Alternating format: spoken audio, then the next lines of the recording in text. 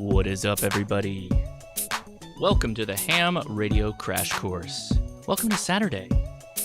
I just heard a bump and a crack, and the power is out at the house. And that's what we're going to be talking about.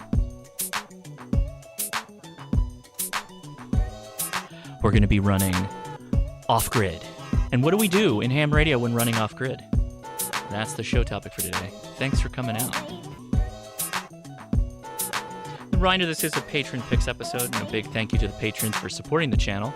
Make sure also, if you're a channel member, you use those memes, or I should say emojis that are in the chat. We'll get started soon. Enjoy the memes.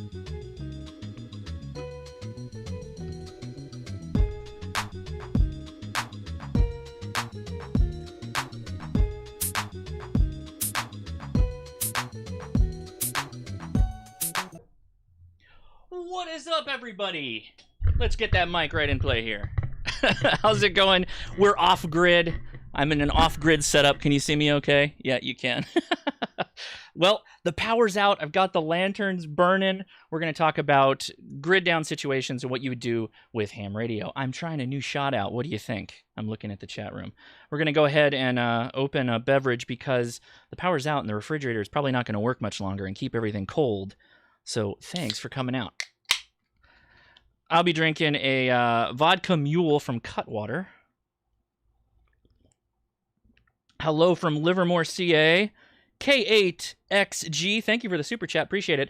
For everybody who watched my live stream yesterday on the FT5. I know for a fact them radio waves is harmful. It is still going strong. We're at about 2-3 battery bars left on the meter. Hopefully you're seeing me all right. Everything's good. I hope so. Leia's in the house. What's up, Leia? Appreciate that. Okay, good. I can see myself, so we must be all right. Okay, so what we're going to be talking about is you wake up, it's at night maybe, and the power goes out. What do you do? Well, there's a lot of things, actually. There's a couple of things that could be going on. And so I'm going to try and cover as much of it as I can. And I've got some stuff on the table that we'll eventually get to, but there's some thoughts that I want to work through. I do have some slides for this. I will mention right up front, again, thank you to the patrons for supporting the channel. I do have a giveaway that we're going to be doing. A buddy poll. This is the Buddy Stick Pro. I actually have two. I'm keeping one. To do a review on, but the Discord is live on this. We're going to give it away next week, and next week's video topic for the live stream will be around this kind of topic, so it should be a lot of fun. Link is in the description for the Discord, so make sure you get in on the giveaway. You go to giveaway, and then you scroll to the bottom. There'll be a post about my giving away the antenna, and you click the party horn, and that's it. That's all you have to do. Video quality is great because I'm running on basically an SLR camera. So, yeah, it's in the weeds a little bit, but I know for a fact them radio waves is harmful. I appreciate it. All right, thanks to the Gaming Ham and TC Fritz. Sending Freedom Seeds. Thank you so much. Okay. All right, very good. So, as always, we're going to take questions live as I'm going through the slides. So, make sure if you have questions, I know for a fact them radio waves is harmful. In the chat, and I'll try and get to them. So, appreciate that. Ooh, this ADHD Life says, just passed my tech this morning thanks to you and Dave Kassler.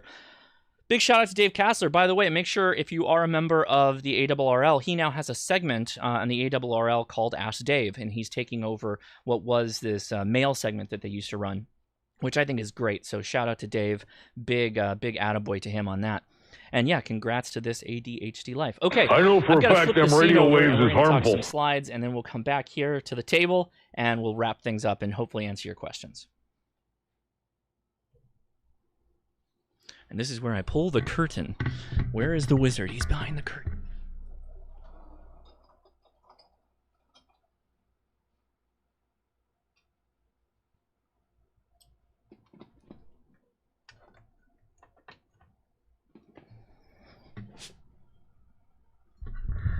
That's the best part about these live stream videos is I can just go back and edit out the dull spots. So here we go. Wow, there I am. I can take this off now.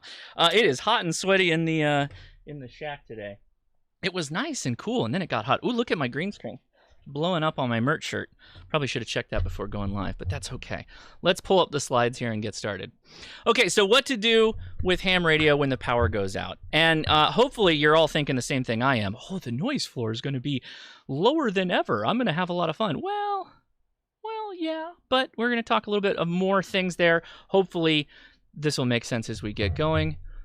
Sound of super chats is overwhelming. Okay. I thought I muted it, but no, I'm sorry. I thought I reduced it, but yeah, you got to like my camera here. We'll actually do green screen on a green shirt. So right on. Green shirt with a green screen. Yeah, but it does sort itself out eventually. Let me see. It's okay. K8XG, thanks so much for the super chat. I appreciate it. Okay, diving right in here. Let's get started. What to do with ham radio when the power goes out. It's night. The power goes out. That's awesome, right? Well, maybe not. I know you want to play radio, but what if the power outage isn't a random brownout? What if you look outside and there are no lights down the street? Okay, could be a local problem. Maybe your cell phone doesn't have internet. If you have internet, is your power provider, we have Southern California Edison down here, are they mentioning an outage? Is it something that you were expecting or you think that it might not be a big deal? Is it something mundane? Okay, maybe you can just go play radio at that point. However, what if you don't have the internet, if everything is down, and you start thinking to yourself, this is a little odd. I'm not sure exactly what's going on. Well, maybe it's something larger than just a brownout, shortage, whatever, and that it's likely all fun and games. It's a good idea to assess the situation before going ham wild. And let me grab my beverage under the green screen. Ignore that, because it's hot. So this has happened multiple times to me. When I've been in a situation where there's a major power outage, the first thing I like to do is try and figure out what's going on. And that can be many different things, a variation of listening to your radios, obviously, whichever going on. But I generally have kind of an approach to it. Hey, Stephen Schotter just passed my technician thanks to Glarg, hamstudy.org, and my channel. KD9 TKC already grinding on the general questions. Hey, congratulations. Good for you. So the first things I do when I'm approached or facing a power issue is I just turn on AM, FM broadcast or like your television. Is there an emergency broadcast happening? Is there some kind of a notice? Or is it just programming as normal? A Sitrep is a situation report. It's basically trying to determine if this is a mundane thing or if it's something you should be more worried about. And we'll talk a little bit more as we go on. If you have a scanner, it should be on. Mine's always on. Obviously, if you don't have power, how are you going to scan? Well, it does take DC. You can feed it with a battery or something along those lines that we will talk about in a little bit. Check on a good repeater. So take your handheld radio that you have set up for the repeaters and check in or see what's going on. At least turn the radio on so that you can hear what's happening and maybe get an idea of, what to do or how bad it is, or maybe they know more information. No repeater, because you live in an area where there's no repeater. Try 2-meter simplex, meaning just get on 2-meter 146.520.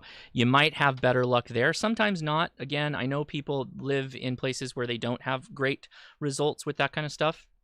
And you'll just have to deal with that as you go. I appreciate that's going to be different for everybody, but then you can kind of open the aperture a bit. If you've found out that, oh, hey, it's just a mundane thing and it's just a brownout and it's local, you can stop right there. You can basically say, oh yeah, noise floor's down.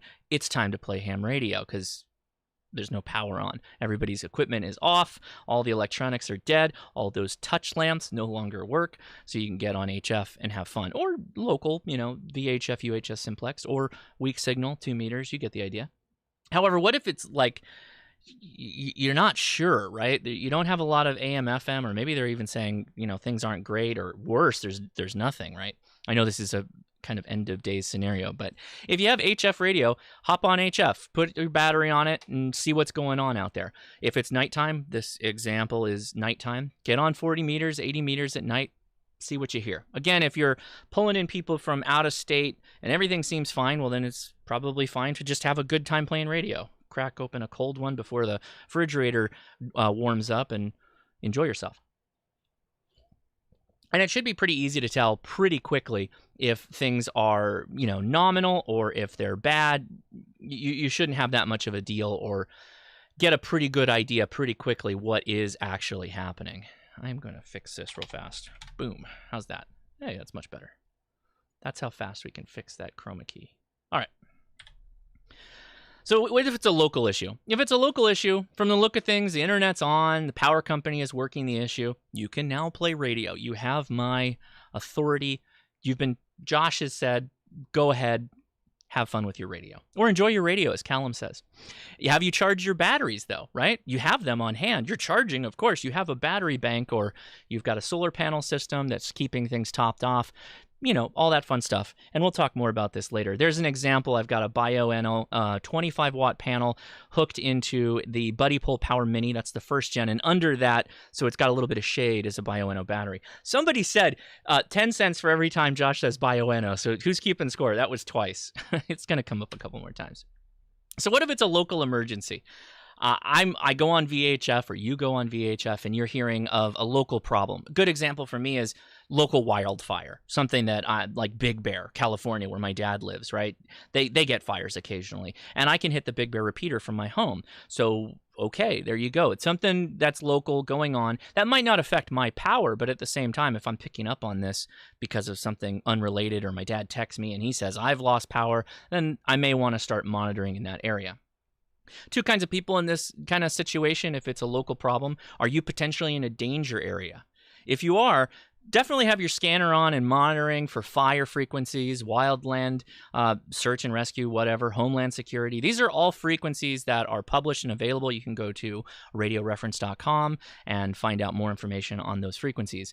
Winger 555-2001. Thank you for the super chat. Randy N. That is a good call sign, Randy. N0LD in Oklahoma. Thanks for your videos. Thank you, man. I appreciate it. That's a great call sign. Good, pretty good CW weight, too. I like it. Nold, or N-old.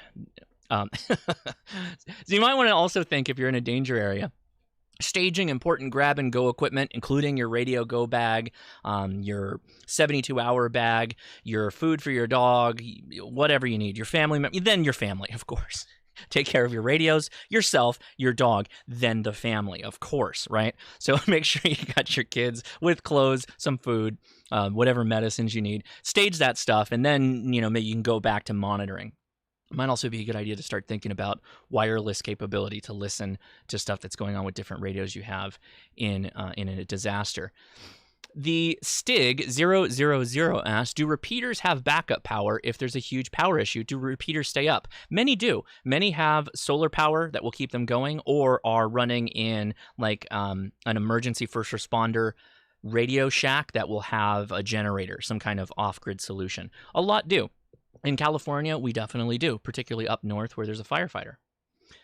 Not in the danger zone, but you are local. So me, I'm like an hour or two away from my dad, so we could be in a situation where, again, I can hear that repeater. If he is powered down and the internet's not working, AT&T's gone down for some reason, although I don't really think that would be a thing, I can still monitor what's going on in the repeater up there, at least interact with people that may be up there if they end up doing wellness checks or whatever. Just stuff to think about. This is kind of what I'm throwing out.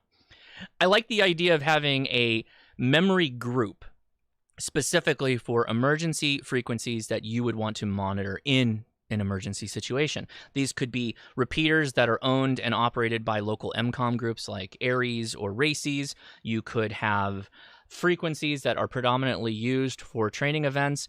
If you have an FT3 or FT5, they have a feature called CAMP, and obviously the FT5 has this new touch and go or PMG function that allows you to monitor visually what's going on these different frequencies. And then you can kind of scan through them, right? You can scan through the different frequencies and see what's going on.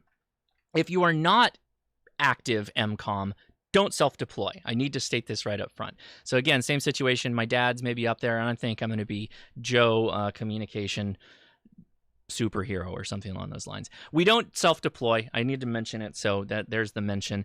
If you are working with an MCOM service like, again, Ares or RACES, you may want to reach out to a coordinator, or if you are Red Cross or Sheriff's Auxiliary, many different services that I'm not completely mentioning all of them, but you may want to reach out to one of the coordinators for that and assume that you may need to be ready to go, so you may need to stage your radio equipment appropriately. Again, local emergency, something like a wildfire. Maybe it's an earthquake. In fact, an earthquake would be very good for California because we do often lose power and natural gas in an earthquake. Particularly what happens in California, at least what I've experienced, is we've had houses that will slide on foundation. So they're raised floor foundations. The home will slide and it will break the natural gas lines. And so the natural gas company, knowing that there's all of a sudden just this great expenditure of gas, natural gas, they'll shut the system down. In fact, a lot of our meters now, our gas meters, have a earthquake device in it that when there is something that causes this line breakage or there's a big shake, it will flip closed and seal off the actual feed line for the natural gas, which is good.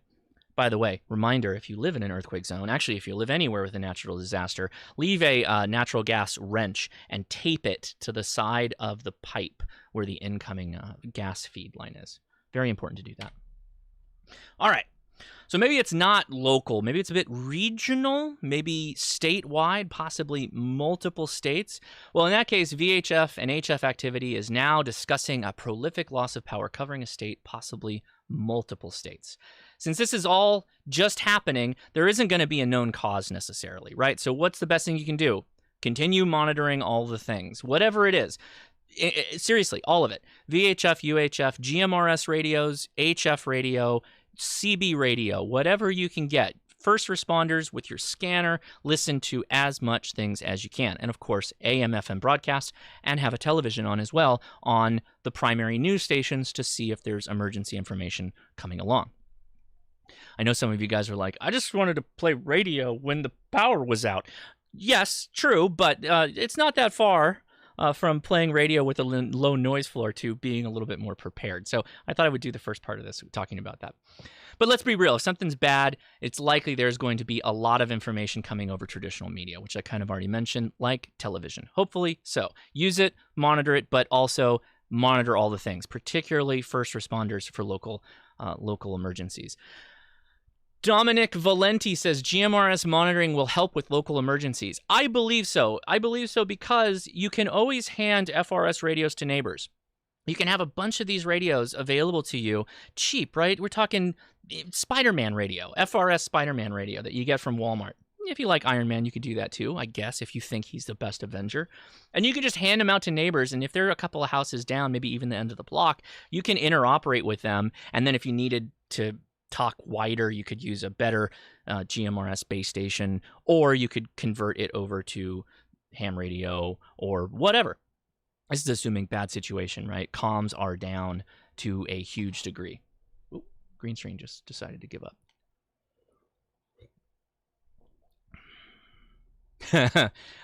Yeah. So good point. There's a lot of people in this chat, Don N5SKT being one of them. Don was one of the individuals who went through the super cold winter in Texas.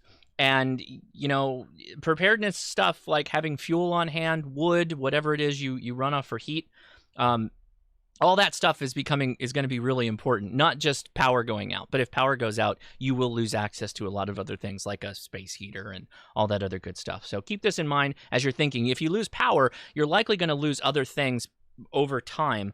The more prolonged the issue remains. Hopefully we don't lose internet, like wireless internet and whatnot.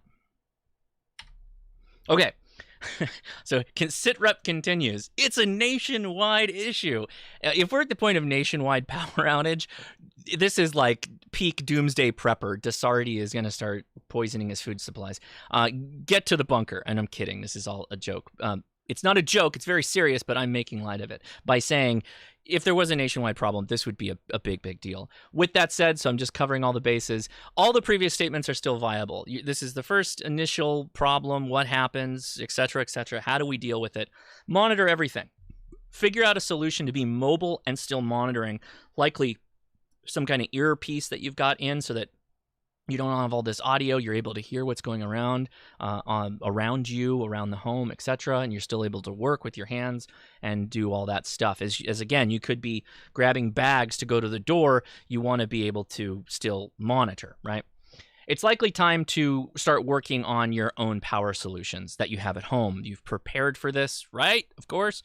You now have an off-grid situation that you may have to either grab and leave or start running the power that you've been saving, either in battery or in fuel form that you're going to turn into power with a generator or something along those lines. Nationwide, let alone regional power outage will take considerable effort to bring the power back online. We're not just going to be like, whoop, I flipped the dumb switch and shut off the eastern seaboard. It doesn't work that way. It's generally something that is going to be a domino effect that takes out a massive swath of people. The big power outages that happened in New York 20-something years ago were traced back eventually to a couple of individual components, but it was a domino effect as things got progressively worse to the point that they lost power completely. So it's going to take a while to backtrack to the point of the original problem, or not at all, and everything else has to come up around it and then bring New York or some central hub or city or whatnot. So keep that in mind, but let's get to work on our power solutions as we are going to be off-grid at home. All right, so power. There are some options for power. If you are going to be, the power goes out, let's say it's just an evening, right? Again, Edison said whoops-a-daisy, and they, cut a line accidentally, or a Mylar balloon hit a power line and took out a block. Okay, next morning will be fine. If it's something a little bit more serious, you could be without power for a week. I've experienced, again, earthquakes where it's brought down the power and natural gas for about a week. And so what do you do in that situation? So I'm definitely not an expert in off-grid power at home, but I will say my beliefs as follows with some information to back it up. Solar is great for powering many things. A whole home solution that can maintain refrigerators and freezers and run appliances, etc., including ham radio, is going to be very, very costly. Battery banks large enough to run all day and night, that is a huge investment, and it becomes non-portable very quickly. And a panel farm big enough to charge that battery bank is also going to be costly and difficult if you need to grab and go. So there are options that you can be portable on the go and run smaller refrigerators. You guys and gals with RVs, you're probably going to be better set up for some of this stuff because you're kind of already in this space with gear, appliances, equipment that are a little bit more energy sensitive or energy. What the heck was that? What was that noise? What was that noise? I don't know what that noise was. That was weird. Oh, I think it was the radio behind me. The FT5DR is still on. It's likely that your battery bank and your panel farm is going to be very expensive and difficult to plus up to the size that you could run your home. Efficient is the word. Thank you, Stealth Drive.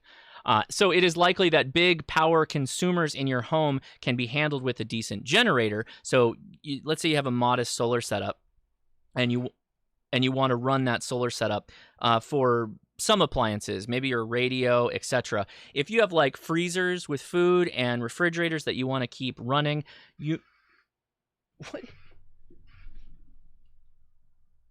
is that noise? I don't know what that noise is. I've got so much stuff going on behind me, it freaked me out. What is that noise? Hold on. Is it this? It is. That's why. Okay. Sorry about that. It was the FT5. I had it on and I was monitoring.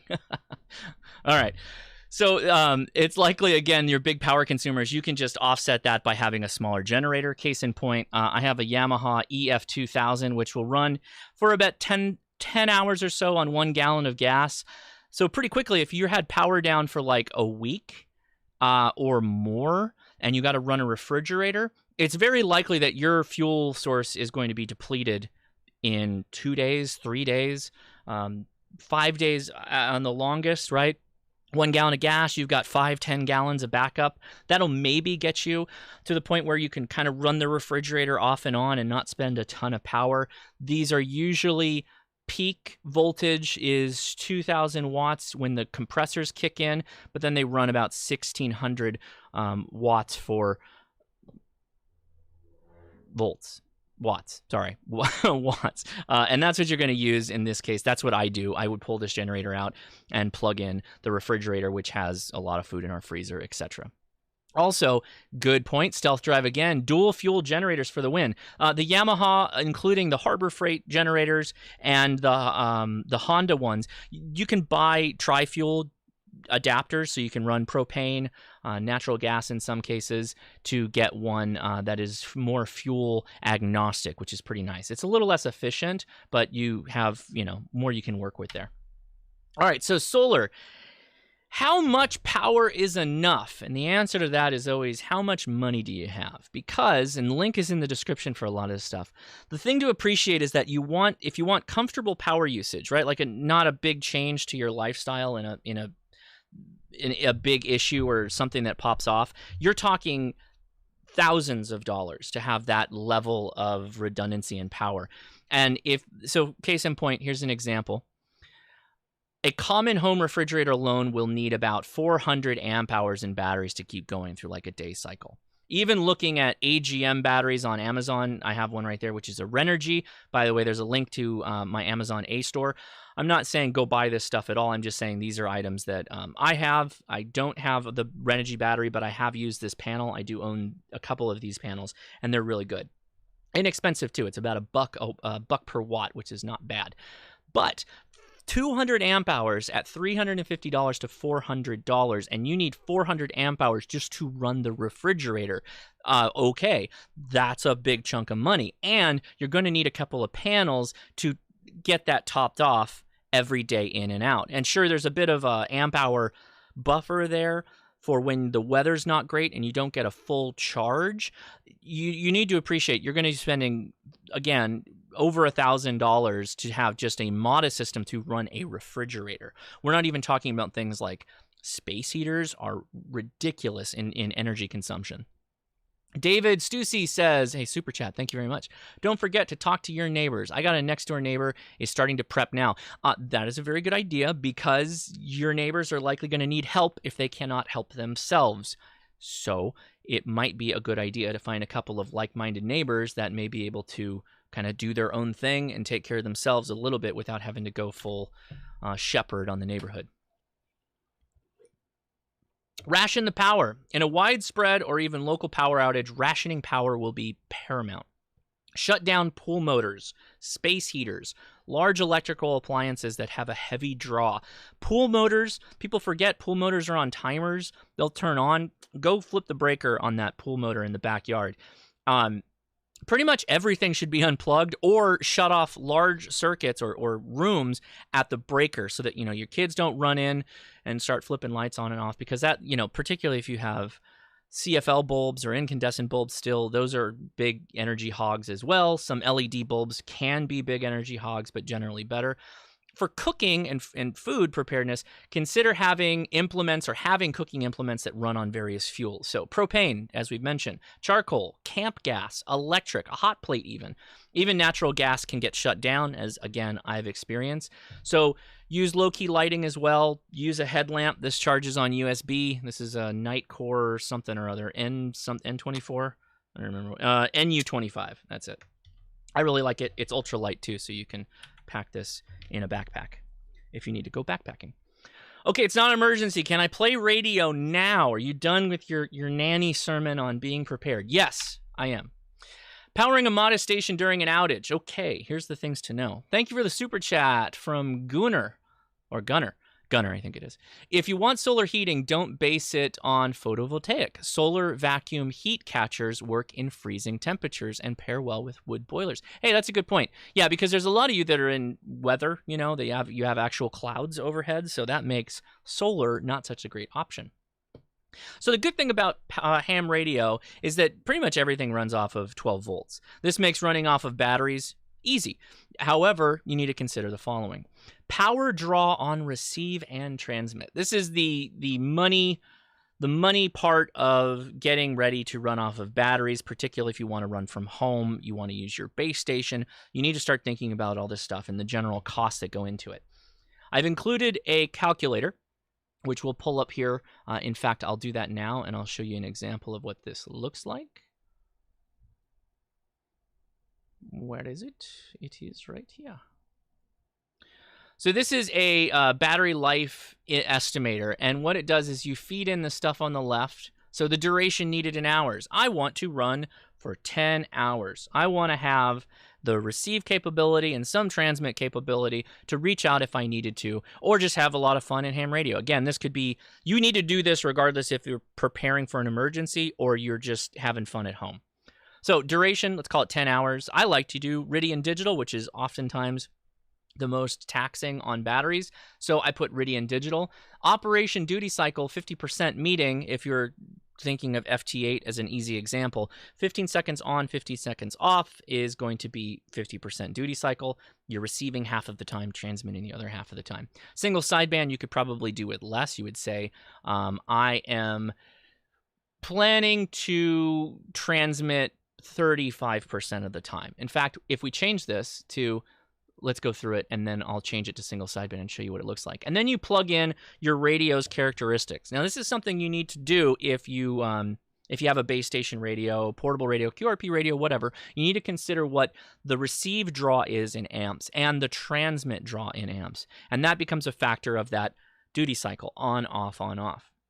In this case, a 7610 or a ICOM 7300 is going to have a receive draw of about 1.5 amps to 1 amp. 1 amp is, I think, more likely in the case of the 7300, but its transmit draw is 30 amps. So to run for 10 hours at a 50% transmit, receive nonstop, I know that is kind of unrealistic, you would need a 157 amp hour battery. If you wanted to add a reserve, you would jump that up to 315. That is a ton of operating. In reality, you could dial this back to, say, 4 hours, and then that gets you down to like 63 amp hours or 126 amps on reserve. Now, let's flip it around to single sideband. So we'll change this to single sideband, and we'll dump the duty cycle. Let's call it 35. And hey, that's not bad. That drops it from 13. That drops it down to 13 amp hours with a nice, call it 30 amp hour in reserve. So single sideband, not a bad mode to use if you're gonna listen more and talk less. Let's say 35% or so. Make sense? Hopefully that makes sense. So everybody should do this. Link is in the description. Please go check this out. At least know the answers to this question so that when you go spec out batteries, you'll know about, what you need to do. K8XG says, big block. Thank you for the, 454. I get it. Thank you for the super chat. I get it. So at 30 amp hours at full power, your battery is going to have to support this. So it's not just a matter of my battery has 30 amp hours. So it will run for 4 hours at the previous example. Not exactly. And let's explain why. Because a lot of battery manufacturers make various sized batteries with different output capability. So again, get ready for mentioning Bioenno. If we took one of the Bioenno batteries, like this 40 amp hour, hey, that looks pretty good, or maybe this 30 amp hour. 40 amp hour should cover us for the example of the calculations we were doing. Not an inexpensive battery, $360 is not cheap. But if you go down here, it says max power delivered to load, 12 volts, 480 watts, at 40 amps. So it's a 40 amp continuous discharge. Hey, that will run my base station. Great. But it's an expensive battery because it can do that. So if we bring it down, let's say a 15 amp hour battery, $149. Okay, that's a bit more reasonable. So what's this one's max output? Max current discharge is 60 amp hours. So that means, P discharge, maximum continuous discharge. There it is, 30, there I got it, 30 amps. Okay, so that will also cover a base station. Not bad still. Let's keep going down. So if we go to the 12 amp hour here, 124, go down a little bit, and discharge current 20 amps. Okay, shoot. Well, what happened? Well, that means that you're not going to get 100 amp hours. You're going to get something more like, at 20 amps discharge in the battery, your radio is going to try and pull all of that to get to 100 watts output. It won't be able to achieve that at 20 amps, so it's going to drop it down to like 60 watts output or something along those lines. Let's go back. Oh, Stealth Drive said, hey, super chat, thank you so much. Most likely during emergency, I'll convert base station to 705 and listen on it. And if I need to transmit on high power, I swap for my larger radio temporarily. Stealth Drive is stealing my thunder. You, sir, stole my thunder, and you'll see, because you're right. And allow me to continue, because I'm already saying right here, typical 100-watt transmitters require 30 amps for full power, generally. So what's the right time? QRP is the right thing during a bad time. And let me explain. Because if you dial back the power, actually, this is going to be better explained here. My advice on this one is dial back the power way back and only use what you need to make a contact, right?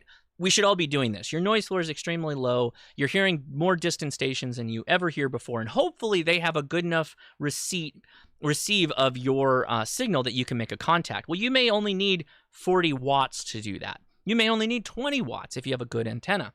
Well, what's the problem, though? Well, the problem is you still have a 1.5 amp hour draw on your base station. So what might be a good idea? And We the People mentions it too. The 891 draws 1 amp on receiving. It does, which is kind of a power hog on a portable radio. The value of dedicated receivers and QRP radios.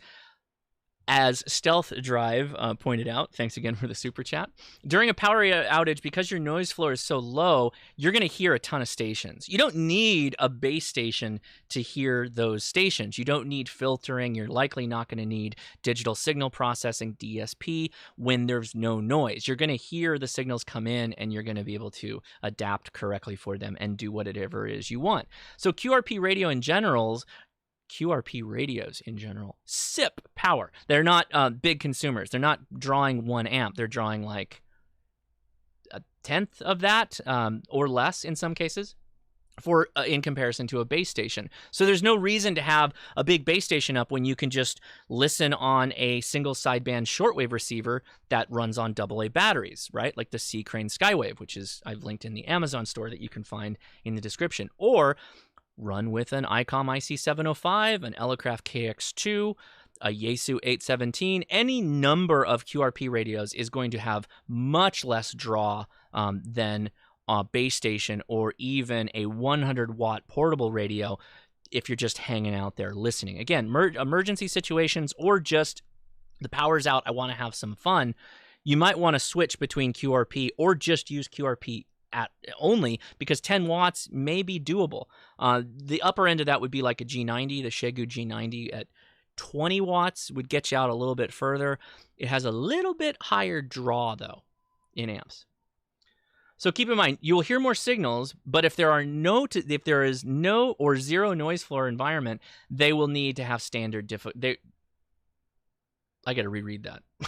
Keep in mind, and I wrote these, you will hear more signals, but if they are not in a zero noise floor environment, they will have standard difficulty in hearing you. Okay, let me explain what I mean by that.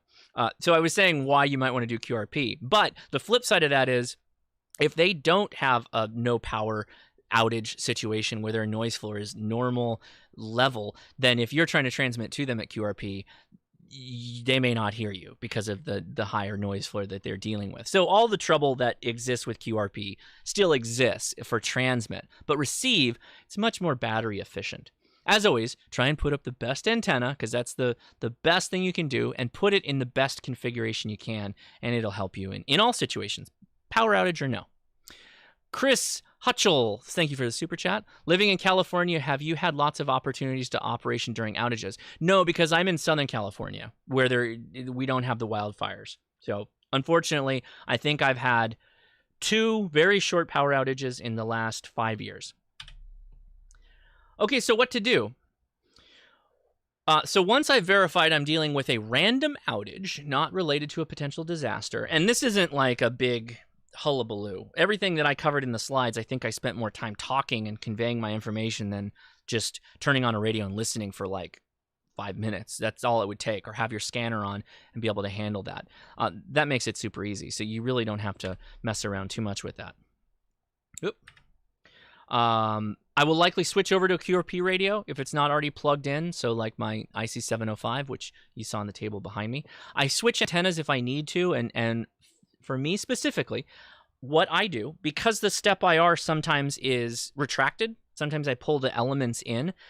Well, there's no power. I'm not going to be able to send it out unless I want to hook up my jackery to the power lead for the step IR and run the lines out. I could do that. That would work fine, and that may be what I would do in those situations, or just on the generator for a little bit, because it doesn't take that much power to send the elements out. But then kind of once you've locked it in, just lock it in and unplug it and let it just sit there at whatever frequency you set it to.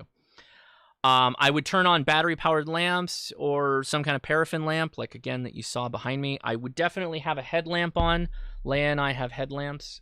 I wear a headlamp when it's dark a lot of times, just so that I don't trip on something, a child, for instance, a dog, or who knows whatever's on the ground, particularly if it's an emergency. After an earthquake, there is like glass everywhere. It always seems to happen. A cupboard will open, a glass will fall, let alone if windows break. That's the actual injuries that people get during an earthquake is just cuts and lacerations from glass.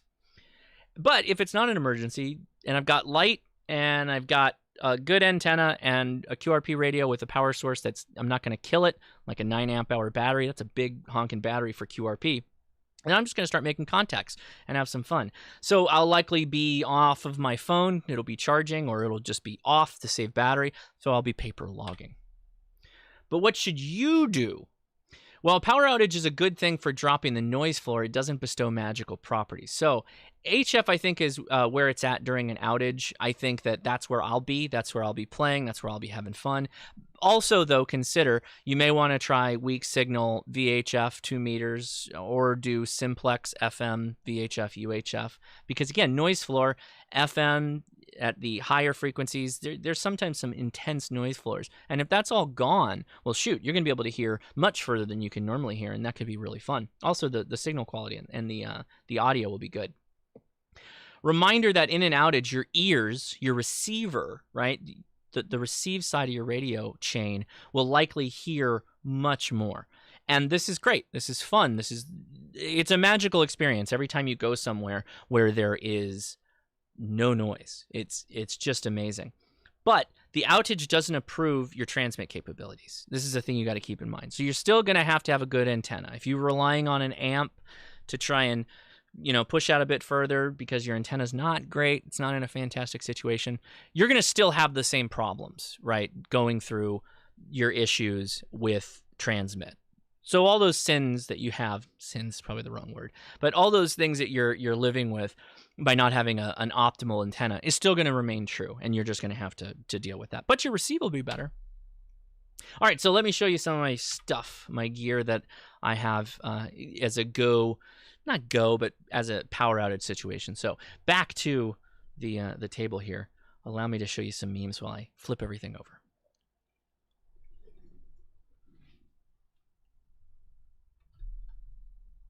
One second.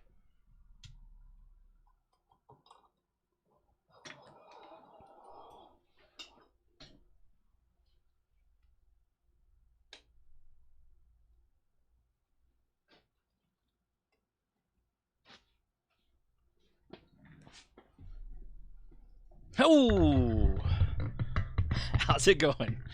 This is actually fun to set up. I'm glad I did this. I was curious if I could make this work, and apparently I can. So let me get the chat going again here. Start dropping those questions if you got them.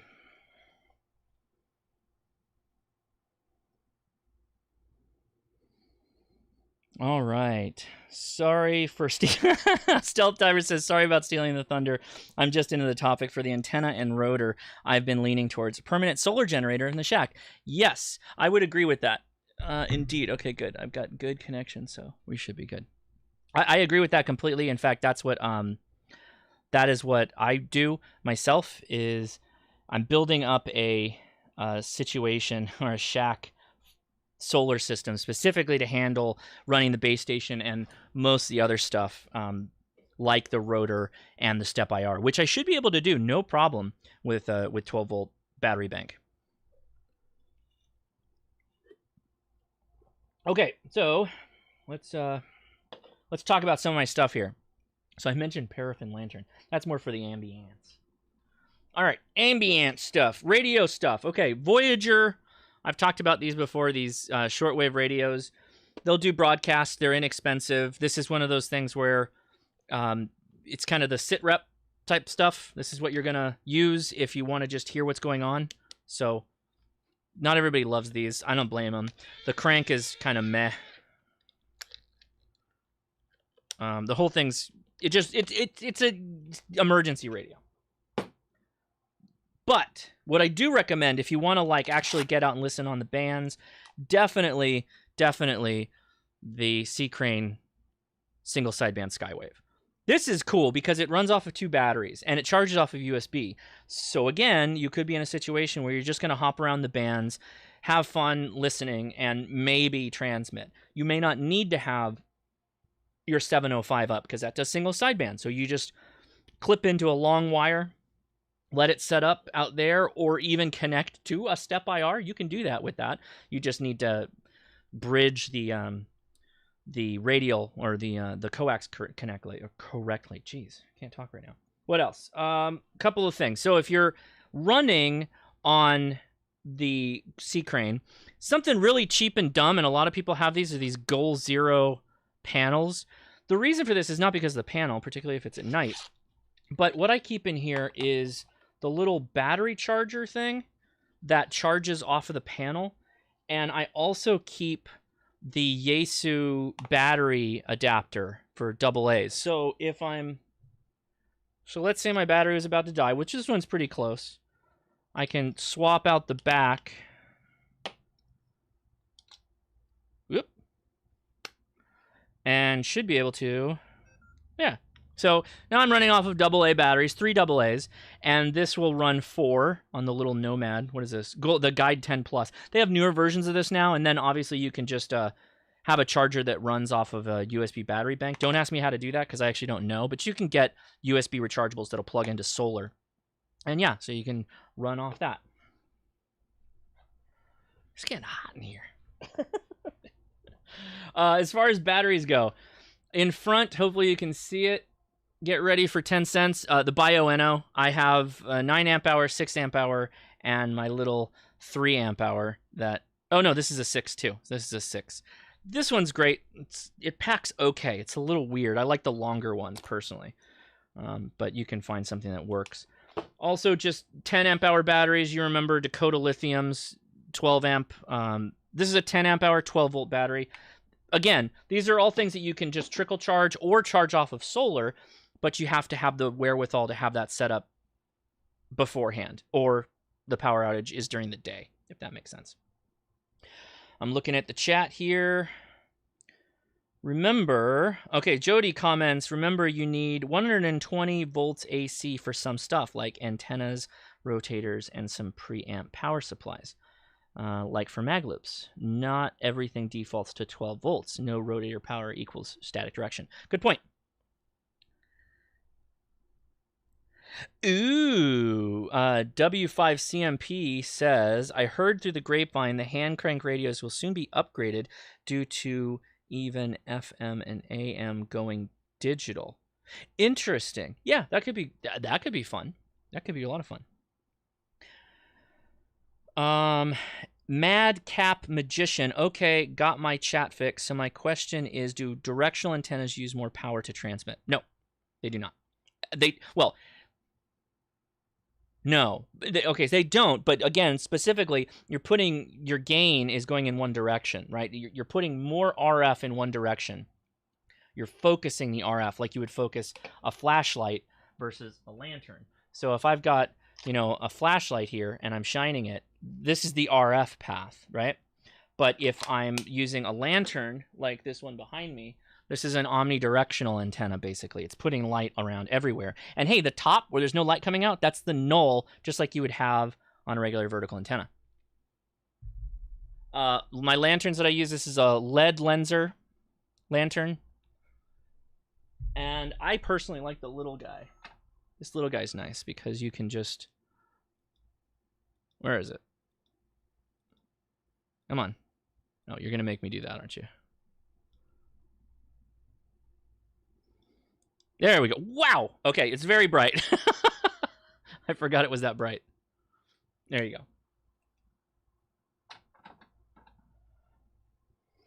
go. Some of that stuff I've linked again in the Amazon store if you want to check it out. Oh, Gunner, good point. He reminded me of a topic I forgot to mention. Okay, so if you're going to go buy a battery bank to go with a solar panel or something along those lines, and you're going with an AGM battery or a SLED, which is a sealed lead acid, I don't really recommend that. Even some of these other batteries, I'm not sure that Dakota does this. Actually, I think they have their own charge controller inside. A lot of the batteries don't have protection circuitry on it that will shut off the feed, basically, the battery feed, once you get below a certain amount of remaining voltage in here, remaining power. The bioenos have it. A lot of the lithium iron phosphate will have it, and also the LiFePO, or those are the same things. I'm losing my mind. Anyway, you got to be careful of that though when you start discharging it, and when some batteries won't have it, like the AGM. So you have to consider that you don't take the charge down too far on some of those AGM batteries and some of those other ones, because you'll basically kill it. Worst scenarios with the lithium-based batteries, if they don't have protection built into it, like the remote control airplane batteries, they could become unstable and explode if you took them too far down. So keep that in mind. Okay, what else? Laptop. I've already talked about this. It's already a part of that video if you want to go check it out. Again, not the best laptop for ham radio, but it'll charge off of 3.5 volts. So that puts it into solar battery, charge controller, USB output territory. And it charges off of USB-C. So you input USB-C into this off of your charge controller, like the Buddy Pull Power Mini 2, because that'll do 3.5, and then that'll charge this. You're probably not going to be able to charge your Toughbooks or your IBM laptops or whatever, so you will need to stick to something that can actually take that power. I'm still getting APRS, so maybe the power outage is over, and we can get back to our regular standard ham radio. Is the Buddy Stick Pro a good antenna for power outages? Sure. I mean, yeah, sure. Why not? Yeah, it's also good for. I mentioned this. When did I mention this? I mentioned this that it's actually pretty good for backpacking too. It's kind of big, right? But the advantage of this in a backpack is that you still have your water bottle pockets for extra things you want to bring, like water, instead of having to shove that in your bag with your sensitive electronics. This can kind of go up against your back and in your backpack. It actually doesn't weigh that much either. It weighs about the same as like your Wolf River coil, but the Wolf River coils, all the pieces are really long, and you've got to find a place for that to live. So if that makes sense. But 100% bioeno for portable. Yes, and by the way, there's a ton of good batteries out there. People have reviewed those Miatis that are available on Amazon. Bioenos are just really good stuff. They've been good to ham radio operators. They are conscious of what we're interested in and what we're asking for, and seems like they go the extra mile in trying to bring us what we're looking for. So there you go. I mentioned Bioeno again. 10 cents to you. Be quiet.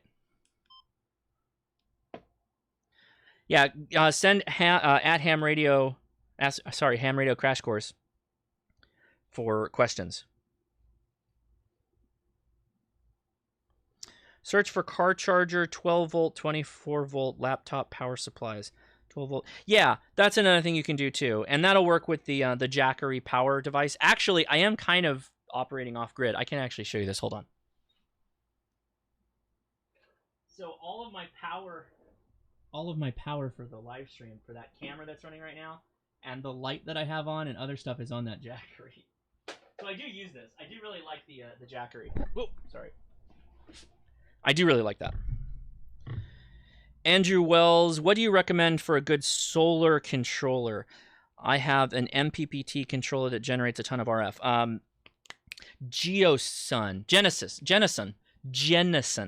Jennison makes really good charge controllers that, particularly if you have you're putting up 100 watt panels or more. Jennison. Well, I'm blocking the light a little bit, so here, let's do this. Does this work? I'm running out of mic cable.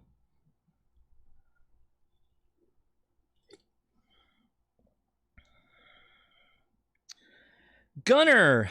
Another super chat. Thank you, Gunner. Wells cheaper diode charge controllers are less efficient, but they are RF quiet. There you go.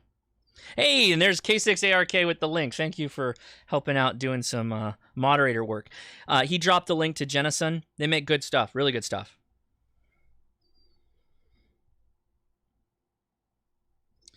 W5CMP Chris says the TN07 antenna is pretty much a yes for me. So I don't know if that was an answer to someone or just responding to me. 86DM Dennis, I think the next thing you need is off-grid battery system for studio air conditioning. I know, dude. So it was really nice today. Then it got really hot. So yeah, am I glowing? Is that what they say in the business? I'm glowing.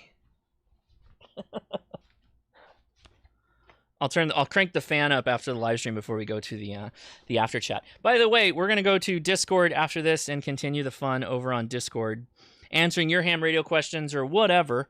Hopefully your ham radio questions. That's always my thought. Okay. I can't answer this. Stealth Drive asks, any thoughts on the Buddy Pull charge controller on the topic of RF?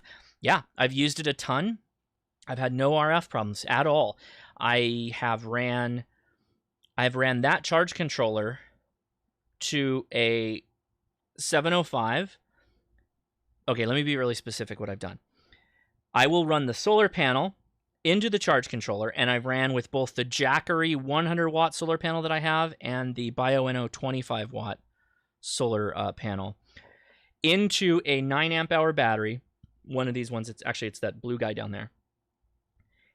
Into a Anderson's distribution block where I'm running a 100 watt amp and the 705 to control it.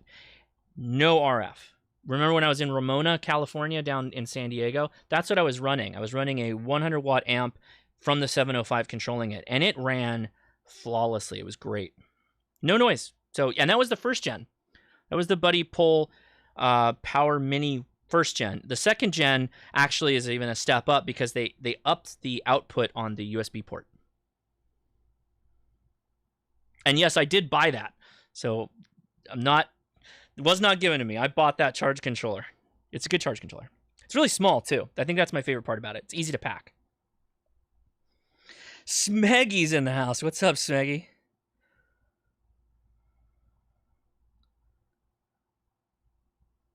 Yeah, I believe the Buddy Pull is actually also an MPPT controller, but it's quiet, so okay.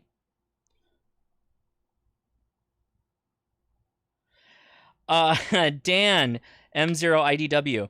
He says, I'm slightly disappointed you didn't use this topic as an excuse to get the Go box out. Yeah, so the thing to keep in mind... Why is the chat like that? It's not colored correctly. Oh, well. We'll sort it out next time. The thing to keep in mind is I just got done saying in a base station may not be what you want to use in a power outage. You want to use probably a QRP radio like this 705 here in the front. So likely, that wouldn't be the thing I would grab. We the people. I am simulating an off-grid. The computer's on, but everything else is off-grid. I'm running a Jackery power source. That light, that camera is all off-grid. Smeggy, yeah, definitely pull the 9-volt batteries out of your smoke detectors. That's the best thing you can do in an off-grid scenario to power your station. I EDC a flashlight. The one I'm currently EDCing is the Olight Baton 3. This little guy, which is quite bright. Woo! It comes with this like charging flask. I don't really carry this. I just throw it in there when I get home.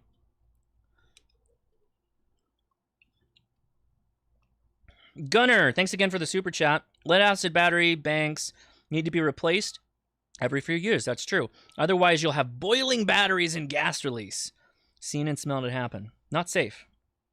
Okay, so we've hit the hour mark. I hope I've answered everybody's questions, but if I haven't, again, that's what the after chat's for. So the link is in the description for Discord. I'll remind everybody that I'm still going to give away the Buddy Stick Pro next week on the next live stream right at the end of the show. You don't have to be watching to win, and you facilitate that by joining us on Discord. Go to the hashtag giveaway chat, scroll towards the bottom, and there will be a post that talks about the giveaway and when it's going to be and all that stuff. And there's like a reaction thing in the lower left-hand corner. It looks like a red triangle. It's a party horn. Click it, and if you see the number go up and it turns green, that means you're in. And that's it. And if you win, I contact you. You tell me where to send it. I send it. That's it. Don't contact me. I'll contact you because you won. I'll know. That's it. Simple. Simple for all parties involved. Me, you, free antenna. I pay the shipping. How can you lose? All right. Thanks, everybody. I'm dedicated. Yeah, so what it is really is I've got the microphone pointed at the direction the fan's coming at, so the fan's much lower than it normally is. So I'm going to be ending this and quickly getting the fan blowing on me in a second. But before I do that, I do have one last thing I got to do, and I realized probably too soon that I should have just wrapped up the stream another way. But it's okay. I've got to change things over here. So back to the memes, and then I've got another scene. I'll be back.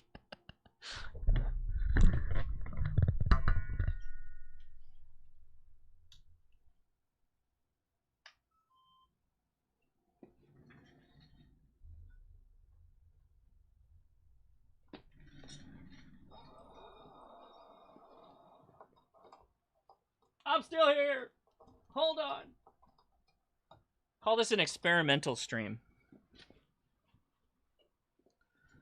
And remember, you're seeing this live, so I can just go ahead and edit all these parts out. So you're seeing all the nasty bits. And there we go. I'm back. All right. So again, this is a Patron Picks episode, and what that is for people that don't know, my channel is in part supported by Patreon. And I post a vote at the end of every month. The producer level patrons vote on the topic. It's a big, long poll of video ideas. The one that wins, I take that, and we make the show on it. So this topic was actually the one that was voted for by the patrons. So if you don't like it, join Patreon and get your own vote. And so you have a say on what I do videos on. All right. So I do want to say thanks to the patrons. Let me pull that up right now. This is the new list. Thank you to the producers out there and all the patrons, including the Brew Crew, which is definitely listed. I do appreciate. And my YouTube members as well. Thank you so much for being a member. Appreciate it. I hope everybody had fun today. This was very experimental. I appreciate that I had this crazy set behind me. I got to figure out how to make that work. I think I can. I think I can figure out how to do it where I can switch back and forth. I think that would be cool. I'm actually really excited to try that. Or running the whole thing flipped over that way, which I think I can also do if I'm running a laptop. So that's how we may do that in the future, because that was fun. I like having a table in front of me. I like playing on the radio too, but it's cool when I'm actually not with a green screen behind me. So I don't know. That's kind of in the weeds. That's some sausage making there. But thank you to the patrons. I appreciate it. That is how I paid for the buddy polls to give away. So sorry, patrons. Everybody has to be let in on the giveaways that I do because if it was just patrons, I would be breaking a rule. With that said, I am going to do something fun for the patrons here shortly, and we'll have our meetup, our quarterly meetup, hopefully soon to have a fun little chat with just patrons and I and other folks. So that should be fun. Ask Bob to send you another mic set. Oh, so then I can switch. Nah, but then you got wires. I'll figure it out. I promise. I know what to do. Get a bigger boom, maybe. And just longer mic wires. Because I've got plenty of mic wire. That could work. Kenneth Egan. What's up, Josh? From Ken KF0AUT. Okay. Thank you. What's up? I'm good. How are you? All right. I can't wait to turn the fan on full blast. Please join me over on the Discord and we can continue this conversation. Because I'm sure everybody's got a different idea of what they would do in the situation. And there's the shout out to the Brew Crew. I got through 1 can of Vodka Mule, and it was pretty good. Also, tell me what you think of this camera. This is also a new camera. So, very good. And boom. Okay. I think that's everything has been said. I think it's time to hop over to the Discord. I hope everybody had fun and consider joining us over there, at least to get in on the giveaway. All right, cool. 7-3, everybody.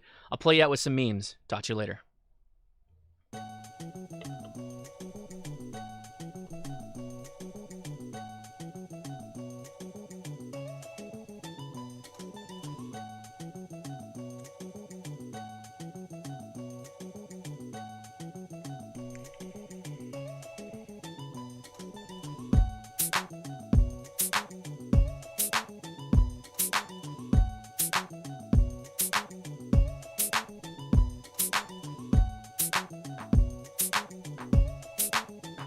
All right, everybody. So